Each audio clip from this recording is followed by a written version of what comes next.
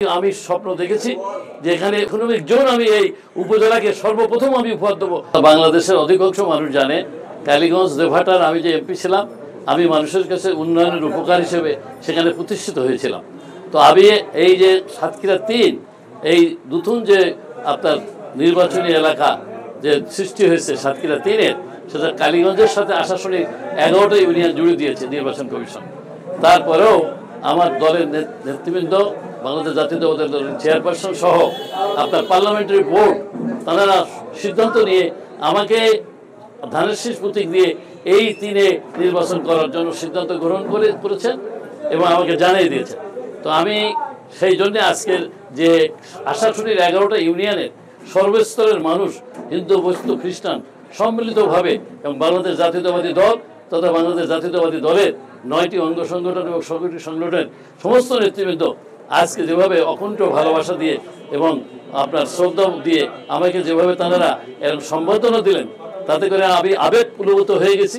Skin শুষ্ক রুক্ষ হয়ে যাবে বলে কি বাইরে যাবে না? জাস্ট 1 2 3 4 করো, স্কিনটাকে রিভাইভ করো। এবং আমি ভেবেছি কালীগঞ্জ দেবহাটার যে উন্নয়ন আমি করে উন্নয়নের উপকার হয়েছিলাম, আমি ইনশাআল্লাহ তাআলা এই বিগত 1-2টা মাস আমি আশাশুনি দুর্বার বেগে আমি ছুটে চলেছি। 11টা ইউনিয়নের প্রত্যেকটা অলিতে গলিতে আমি গিয়েছি। কি মুসলমান এলাকা, কি সনাতন ধর্মী এলাকা, কি খ্রিস্টান এলাকা, সব জায়গায় আমি গিয়েছি।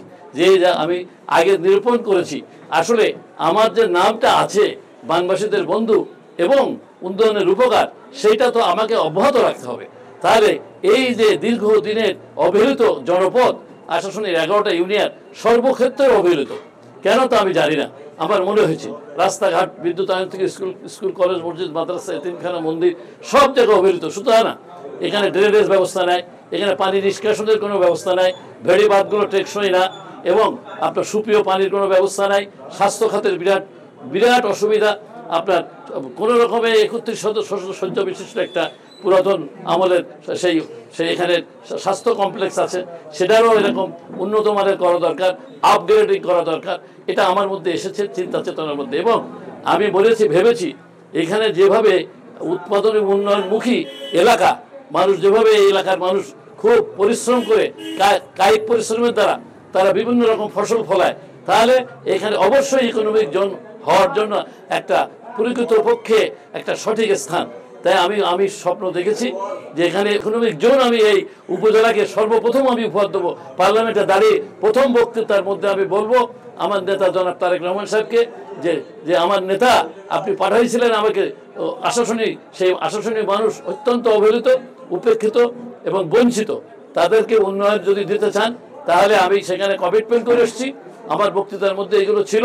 এই কমিটমেন্ট করার কারণেই তারা বিপুল ভোটে আমাকে জয়যুক্ত করেছে, তাদের পবিত্র ম্যান্ডেট দিয়েছে। সেই জন্য আমি তাদের কাছে আমার হক আদায় করতে চাই। আমি আপনাকে স্মরণ করেই সেখানে কমিটমেন্ট করেছি।